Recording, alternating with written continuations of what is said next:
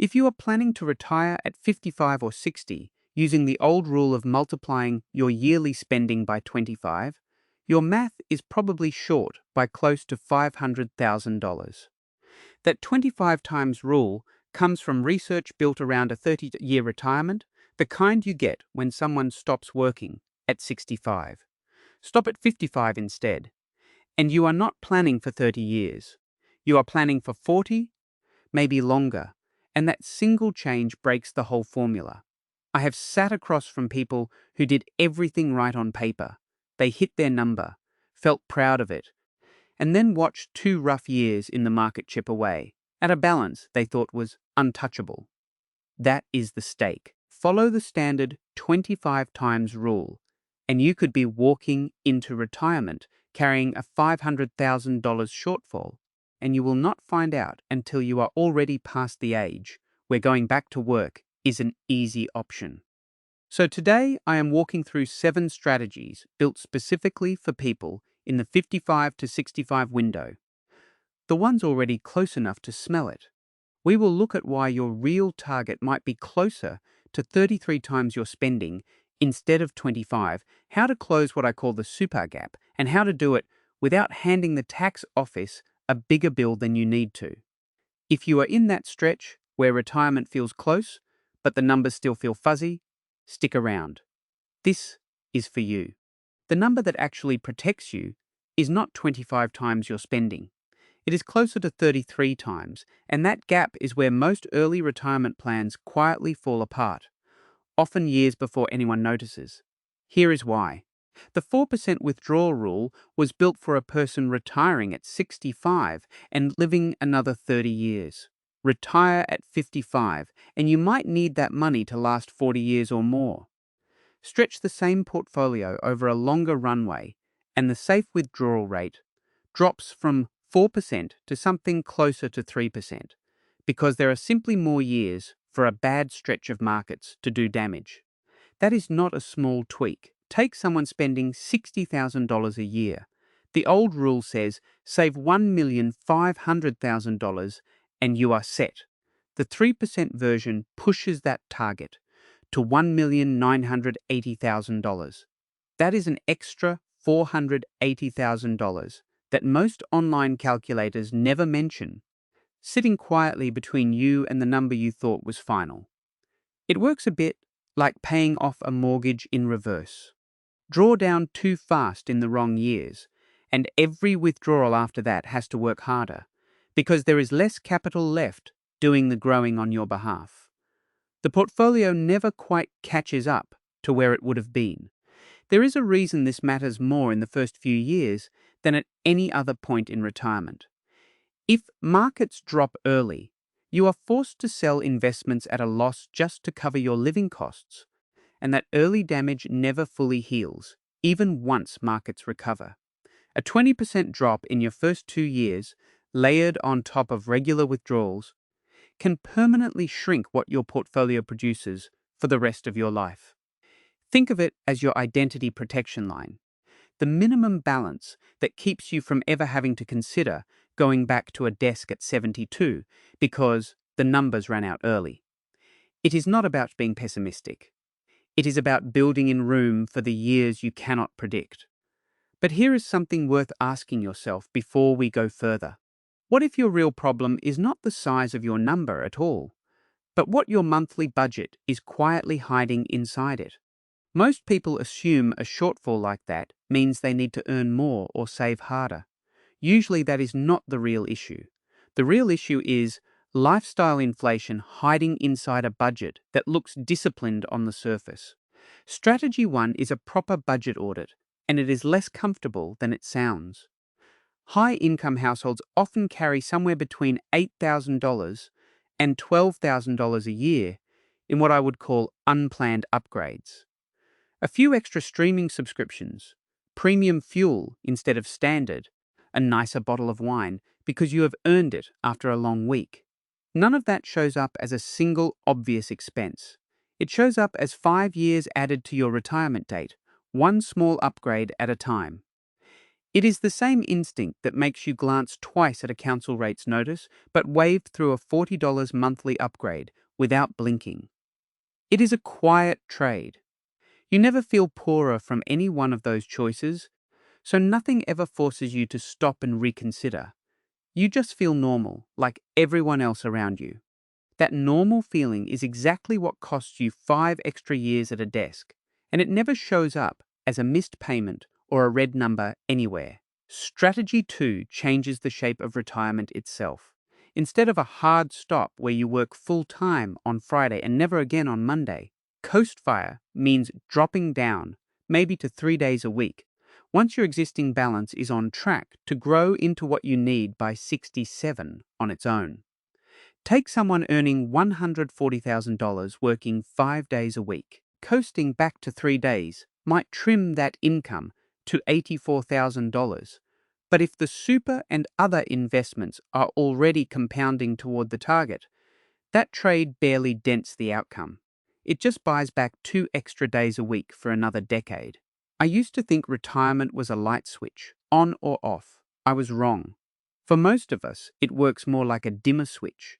And that shift alone changes how much pressure sits on your savings number.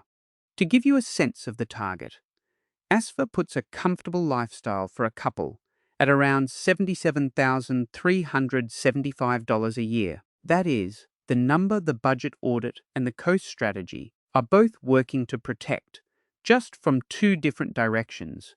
Even once your budget is honest and your hours are flexible, there is still a harder question sitting underneath both of these strategies.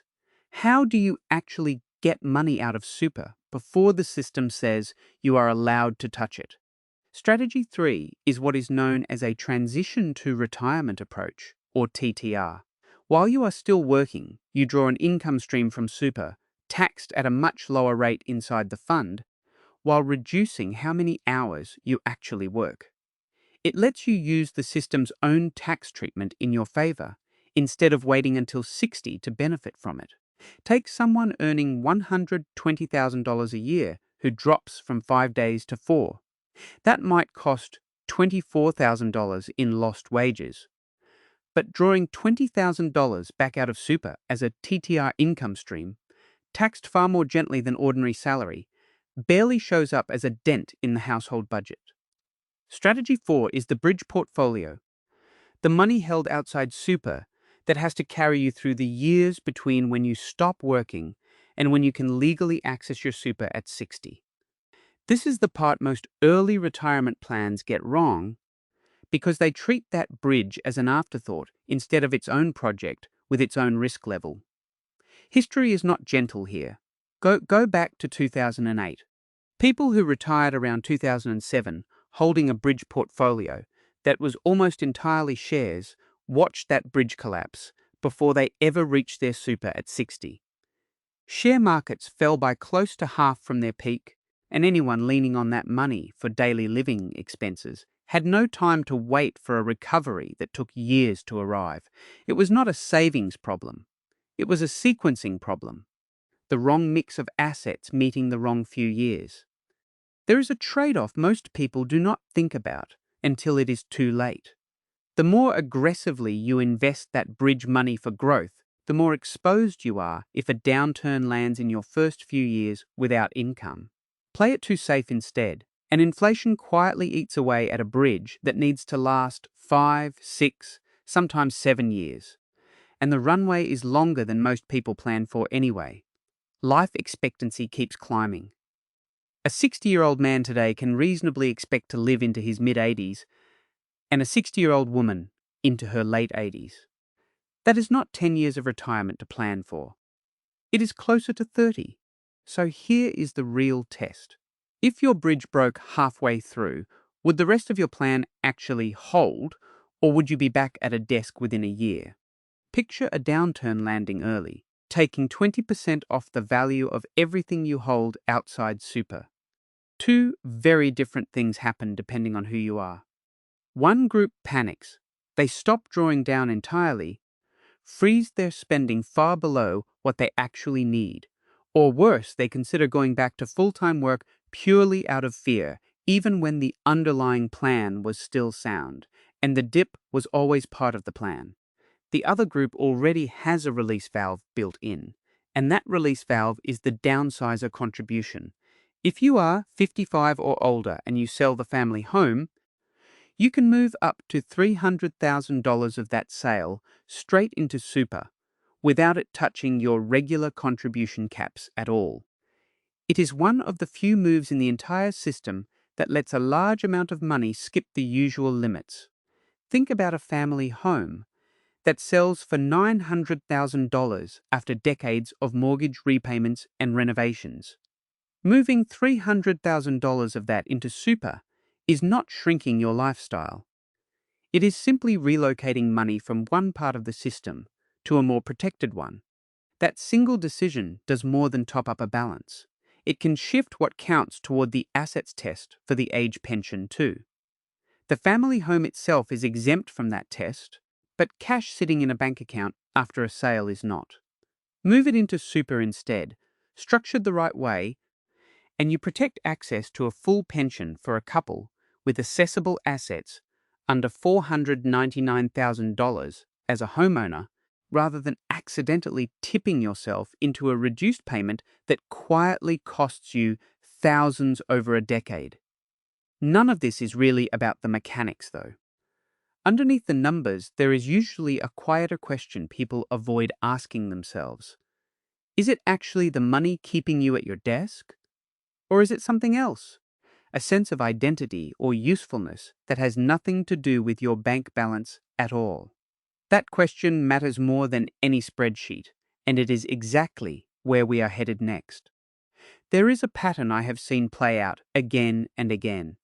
Someone hits their number, every box ticked, every calculation checked twice, and they still cannot bring themselves to actually stop. It gets a name in the fire world, one more year syndrome, and it has almost nothing to do with math, and everything to do with who you think you are without the job title. It is normal to feel like your job is your safety net, even after 30 years of being good at it. You have been the manager, the expert, the person people call when something goes wrong. Stopping does not just mean losing a paycheck. It can feel like becoming invisible in a role you built your whole identity around. And that feeling is real, not a character flaw. That fear shows up in small, ordinary ways too. Hesitating over something as simple as updating your details with Centrelink, because doing it feels like admitting out loud that the working chapter is actually over. If that is where you are sitting right now, you are not behind and you are not broken. Plenty of people with more than enough saved still feel the pull to keep going, because the fear underneath it is not really about money at all. One practical way through this is what I would call a micro shift rather than a full stop. If you have long service leave sitting unused, take it as a genuine rehearsal for retirement instead of a holiday. Live on your actual retirement budget for those weeks. See whether the number holds up, and just as importantly, see how you actually feel with that much unstructured time on your hands. Treat it as data, not a verdict, and use whatever you learn to adjust the plan before you make it permanent. Most people are surprised by which part breaks first, the budget or the boredom. Either way, you learn something a spreadsheet alone could never tell you. And once you have tested that water, there is one more strategy left, and it is the most aggressive one on this list for people who genuinely want out. This last strategy is simple in concept and genuinely powerful in effect, squeezing every dollar you legally can into the lowest tax environment available to you before you retire. From the 1st of July 2026, the concessional contributions cap sits at $32,500 a year. If your total super balance is under $500,000, you can also use the carry forward rule, picking up unused cap space from the past 5 years and using it in one go, which matters a lot if you only started paying real attention to this in your 50s. For a couple, that plays out like this. Maximize both caps, and you can move $65,000 a year out of your normal income and into an environment taxed at 15% instead of your regular marginal rate. Depending on your income bracket, that alone can save a couple upward of $15,000 a year in personal income tax, money that stays working for you instead of leaving the household entirely. That is not a loophole. It is simply the system rewarding people who use the rules exactly as they are written. And very few people in their 50s are using them anywhere near fully. It rewards people who take the time to read the fine print instead of assuming the rules no longer apply this late in the game. So you now have 7 strategies on the table. What matters now is not which one sounds the smartest on paper. It is which combination actually fits your number, the one that finally tells you when enough is enough. We started with the 25 times rule and why it quietly underestimates a 40-year retirement. We looked at the 33 times reality, audited the lifestyle inflation hiding inside an honest-looking budget, built a bridge to cover the years before 60, and used the Downsizer Contribution and the $32,500 concessional cap to work the system properly instead of against it. None of these 7 strategies require you to earn a different income or live a smaller life. They require honesty about where the real number sits, and enough patience to close the gap on your own terms rather than someone else's. Retirement was never really about the moment you stop working. It is about the moment you finally get to choose, on purpose, what your days are for. If any part of this changed how you are thinking about your own timeline, stick around. There is more of this kind of breakdown coming.